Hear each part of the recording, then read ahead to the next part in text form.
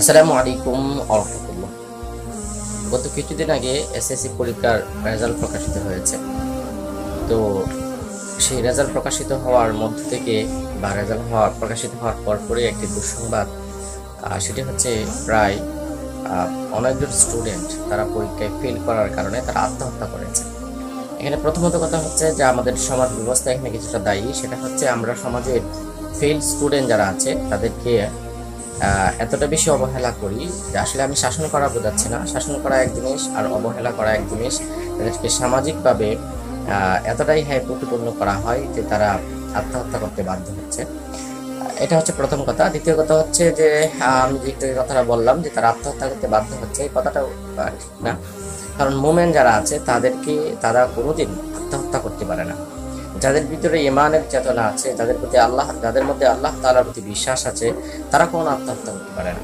কারণ যারা ইমানদার, যারা মুমিন, যারা এক আল্লাহতে বিশ্বাসী, তাদের তো আস্থা এবং ভরসার একটা জায়গা রয়েছে, তাদের তো অভিযোগের একটা জায়গা রয়েছে, তাদের তো চেয়ে নেওয়ার একটা জায়গা রয়েছে, তাদের তো ভরসার একটা জায়গা রয়েছে। পৃথিবীর সব জায়গা থেকে যদি সে নিরাশ হয়, আল্লাহ তাআলার কাছ থেকে সে কখনো নিরাশ হবে না। তো যার ভিতরে বিন্দু পরিমাণ দিনের শিক্ষা রয়েছে, আল্লাহর উপরে তাওয়াক্কুল বা ভরসা রয়েছে, সে তো কখনোই আত্মহত্যা করতে পারে না। আর এরপরে কথা হচ্ছে আত্মহত্যা এটা কখনোই একটা সমাধান হতে পারে না। কারণ এর মাধ্যমে একটা মানুষের জীবনে পরিসমাপ্তি ঘটে, কিন্তু তার মানে এটা নয় যে তার যে সমস্যা ছিল সেই সমস্যাটা যে একেবারে সমাধান হয়ে যায়। বিষয়টা কখনোই এরকম নয়। সে বিষয়টা এরকম হইলো যে মাথা ব্যথা করতেছে, চিকিৎসা না করে মাথাটাই কেটে ফেলে দেওয়া হলো, সেই জন্য আত্মহত্যা কোনো সমাধান নয়। আরেকটা বিষয় হচ্ছে যে ফেল করা আমাদের জীবনের জন্য খুব বেশি যে একেবারে আমাদের জীবন অন্ধকার হয়ে যাবে সেটা এমন নয়।